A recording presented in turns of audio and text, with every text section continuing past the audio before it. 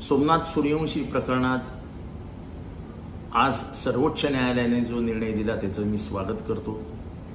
पण त्याचबरोबर महाराष्ट्र शासनाचे हे निदर्शनास आणू इच्छितो की आम्ही विधानसभेच्या पटलावरती विधानसभेमध्ये जाऊन खोटं बोलत नसतो. सोमनाथ सूर्यवंशीचं प्रकरण पहिल्या दिवसापासून म्हणजे नागपूर अधिवेशनापासून पहिल्या दिवसापासून आम्ही लावून धरलो. आम्ही सांगत होतो की सोमनाथ सूर्यवंशीची हत्याच करण्यात आली आहे.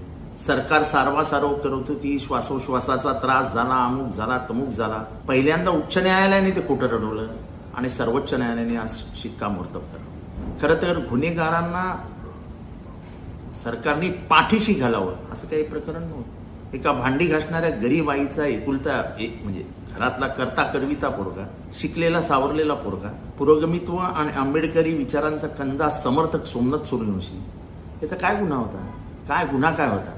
पण आईचा आधार म्हणून पुढे मागे उभा राहणारा या मुलाला तुम्ही यमसदनी पाठवता. हा गुन्हा नाही. या गुन्ह्याची सजा व्हायला पाहिजे ना. जर असंच व्हायला लागलं तो पोलीस उद्या कोणालाही मारतील. ही राज्य व्यवस्था ही लोकशाही माध्यमातून संविधानाला मानून चालली पाहिजे. हे पोलिसी राज्य होता कामा नये. आणि त्यामुळे आज आम्हाला मी याचं स्वागत करतो. आणि त्याचबरोबर हेही सांगू इच्छितो की आम्ही विधानसभा सभेत जे बोलतो ते सत्यच बोलतो. म्हणून मी शेवटी सांगेन, सत्य परेशान हो सकता है, पराजित